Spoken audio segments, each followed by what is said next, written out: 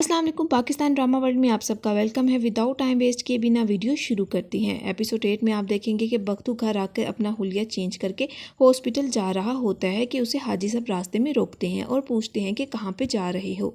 वो कहता है कि माँ के पास जा रहा हूँ। हाजी साहब कहते हैं कि माँ को मेरी तरफ से भी पूछना, मैंने उनके लिए बेहद दुआएँ की। वो बातों बातों में ये भी पूछते हैं कि तुम्हारी बहन कहाँ पर है। मेरा कहने का मतलब है हॉस्पिटल है या घर पर है। मेरा फ़र्ज़ बनता है कि अगर वो घर पर है तो मैं उसका मुहाफ़िज़ हूँ। ये बात सुन के बख्तू बोलता है कि आप मेरी बहन की हिफाजत की फ़िक्र ना करें, वो अपनी हिफाजत खुद कर सकती है, आप जाकर अपनी बीवी के मुहाफिज बने। ये बात कह के वो वहाँ से चला जाता है, लेकिन हाजी साहब ये बात सुनकर बेहद शर्मिंदा होते हैं। दूसरी तरफ शीदा भी रात के अंधेरे का और बख्तावर के घर किसी के ना होने का फ़ायदा उठाकर बख्तावर के पास जाने की तैयारी में लगा हुआ है, लेकिन उसे देख लेती है हाजी साहब की बीवी।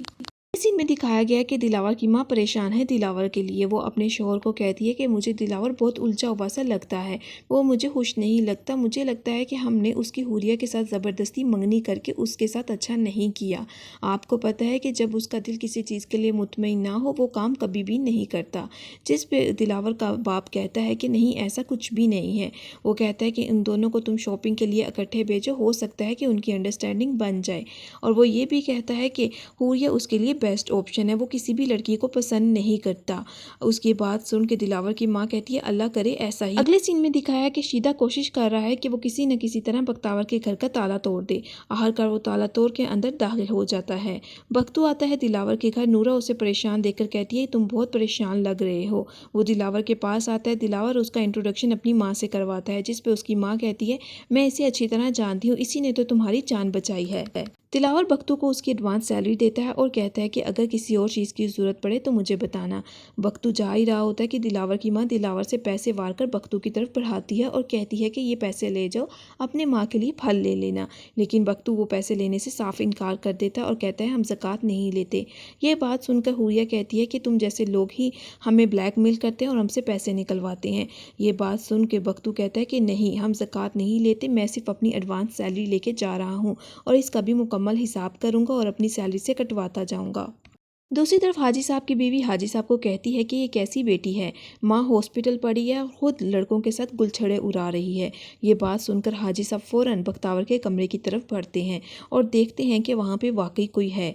दूसरी तरफ शीदा कमरे के अंदर तो जा चुका है, लेकिन परेशान है कि अंदर तो बख्तावर है ही नहीं।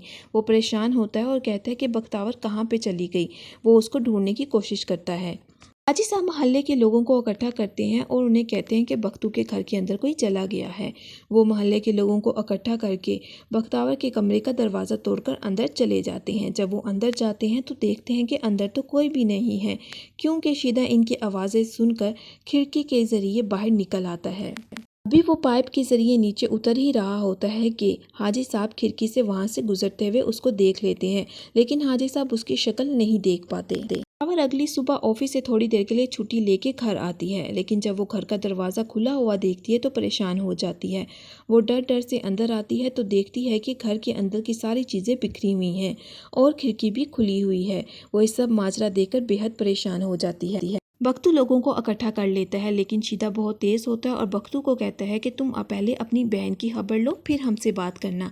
जब तेरी माँ का एक्सीडेंट हुआ था तो मैं खुद तेरी बहन को और तेरी माँ को हॉस्पिटल लेके गया था। अब तेरी बहन कहाँ पे है? सब बख्तू से पूछते हैं कि हाँ हाँ बताओ तुम्हारी बहन कहाँ पे है। ये बात सुनकर बख्तावर सीधी हो जाती है और कहती है कि कल कोई मेरे घर चोरी की नीयत से दाखिल हुआ था और आप लोग इस बात पर गौर करने की बजाय मेरी बहन के पीछे पड़ गए हो। तो कहता है कि मेरे घर कौन आता है और कौन जाता है, शीदा तुझे इस चीज़ की फ़िक्र करने की ज़रूरत नहीं है। मैं मलिक साहब का बंदा हूँ, मलिक साहब को एक कॉल करनी है ना तो तूने सीधा जेल में चले जाना है। ये बात सुनकर शीदा कहता है कि तू अपनी धमकी जेब में रख और अपनी बहन का ख्याल कर। हाजी साहब इन दोनों की बहस से तंग आकर कहते हैं कि तुम दोनों ने मेरे घर के सामने क्या अखाड़ा खोल कर रखा हुआ है। वो वहाँ से उन दोनों को जाने के लिए कहते हैं और लोगों को भी कहते हैं कि जाओ अपने अपने घर जाओ। वहाँ से सारे चले जाते हैं। रात के वक्त हाजी साहब कहते हैं कि मुझे कुछ बातों की बिल्कुल भी समझ नहीं आ रही। बख्तू कभी कहता है कि मेरी बहन अपने मामा की तरफ रहने गई है और कभी कहता है कि वो हॉस्पिटल है। अगर वो हॉस्पिटल नहीं है और अपने मामा के घर है तो ये कैसी बेटी है जिसकी माँ हॉस्पिटल पड़ी हुई है और वो खुद मामा के घर रहने गई हुई है। वो चल पड़ता है बख्तू के कमरे की तरफ और कहता है कि मैं इन सारे सवालात का जवाब बख्तू से खुद ले लेता हूँ। वो जाकर बख्तू के घर का दरवाज़ा खड़काते हैं। दरवाजे की नोक पे बख्तू परेशान हो जाती है कि इस वक्त कौन आया है। जब वो दरवाज़ा खोल के देखती है तो आगे हाजी साहब खड़े हुए होते हैं। हाजी साहब बख्तू को कहते हैं कि मैंने तुमसे कुछ सवालात के जवाबात लेने हैं। बख्तू दरवाज़ा बंद कर देती है और कहती है कि जाओ, अभी फ़िलहाल मैंने तुमसे कोई बात नहीं करनी, मुझे बेहद नींद आ रही है। वो बेइज्जत करके उसे वहाँ से भेज देती है। दूसरी तरफ बख्तावर करती है आयमा को कॉल और अपनी सच्चाई बता देती है कि वो बख्तू बनकर ज़िंदगी गुजार रही है। आयमा ये बात सुनकर हैरान होती है और कहती है कि बख्तावर, तुम तो खुद बहुत ज़्यादा बहादुर थी, तुम लड़की बनकर भी इन सारी सूरत हाल का मुकाबला कर सकती थी। जिस पे बख्तू कहती है कि मैं 2 दिन अपनी माँ के साथ बख्तावर बनकर रही, लोग गिद्धों की तरह मुझे नोचने लग गए थे। बख्तावर कहती है कि औरत बहादुर हो, अपने लिए आवाज़ उठाए और कमाने के लिए बाहर निकले तो लोग उस पर बद चलने का इल्ज़ाम लगा देते हैं। आयमा कहती है कि क्या बड़े शहरों में भी लोग ऐसे ही सोचते हैं? जिस पे बख्तावर उसे जवाब देती है कि बड़े शहरों और छोटे शहरों से कोई फ़र्क नहीं पड़ता, फ़र्क पड़ता है तो बड़ी सोच और छोटी सोच की वजह से। बख्तू कहती है कि मैं इन सब का मुकाबला कर रही हूँ ताकि अपने इर्द गिर्द के लोगों की सोच को बदल सकूँ। जिस पे आयमा कहती है कि तुम परेशान ना हो, मैं हर मुश्किल वक्त में तुम्हारे साथ खड़ी रहूँगी। मुझे तो उस दिन का इंतज़ार है जब तुम अपने गाँव वापस आओगी और लोग तुम पर फ़ख्र करेंगे। ये बात याद रखना कि मैं तुम्हारे साथ हूँ। अगली सुबह हाजी साहब की बीवी बख्तू के पास आती है और कहती है कि मोहल्ले के लोग हमें तुम्हें इस घर से और इस मोहल्ले से निकालने के लिए मजबूर कर रहे हैं। जिस पे बख्तू कहती है कि कोई बात नहीं, अल्लाह की ज़मीन बहुत बड़ी है, जहाँ पे हमारा पानी दाना लिखा होगा हम चले जाएंगे। ये बात सुनकर हाजी साहब की बीवी बख्तू को कहती है कि बदनामी जब घर का रास्ता देखती है ना, तो उसका साया मौत तक पीछा करता है। तुम्हारी बहन की खूबसूरती उसकी बदनामी की वजह बन रहा है। ये बात सुन के बख्तू कहता है कि आप मुझे डरा रही हैं या ख़बरदार कर रही हैं।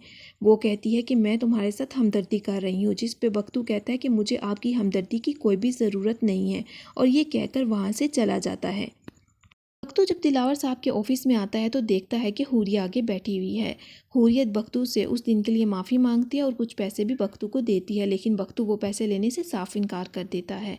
हुरिया अपने मतलब की बात करती है बख्तू से। वो बख्तू को कहती है कि तुमने मेरा एक काम करना है, तुमने दिलावर साहब के ऑफिस में कौन आता है कौन जाता है इस सब की अपडेट मुझ तक पहुंचानी है। बख्तू ये काम करने से साफ इनकार कर देता है और कहता है कि मैं समझदार भी हूँ और वफादार भी हूँ, ये काम कभी भी नहीं करूँगा। वो हुरिया को मना करके वहाँ से साफ चला जाता है। हुरिया ड्राइवर के पास आती है और कहती है कि ये बख्तू कौन है और ये कब से यहाँ पे काम कर रहा है और किस तरह से ये दिलावर का इतना ख़ास बंदा है, इसमें ख़ास क्या है मुझे बताओ। ड्राइवर उसे बताता है कि ये किसी से भी बात नहीं करता, ये बात करता है तो सिर्फ़ और सिर्फ नूरा से। हुरिया को ये भी बताता है कि बख्तू पूरा दिन दिलावर साहब के ऑफिस में बैठकर कंप्यूटर पे काम करता रहता है। और फिर सारी खबरें देने के बाद ड्राइवर हुरिया को कहता है कि मेरी बहन का भतीजा है, फारिक है, आप सिफारिश करवा के बख्तू को हटा के उसको यहाँ पे लगवा दें।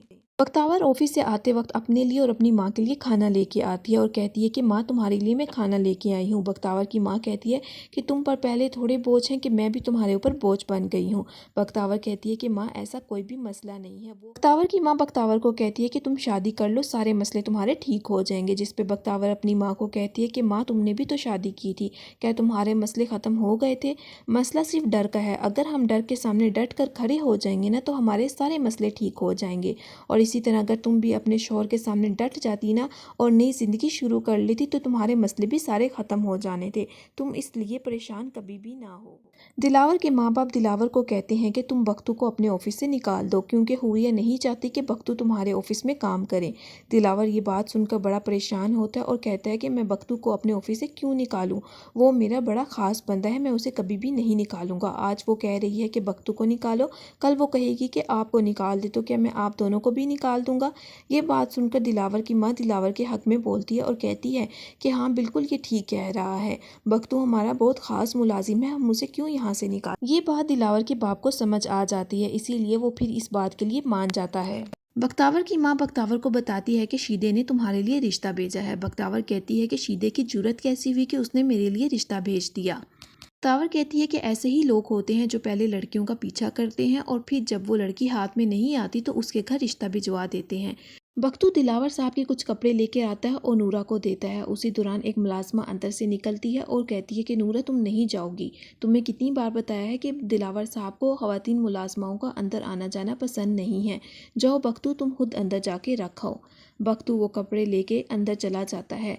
उसके कमरे को अच्छी तरह देख ही रहा होता है कि उसी दौरान दिलावर नहाते हुए बाहर आ जाता है और बख्तू को कहता है कि बख्तू तुम कब बाहर आए।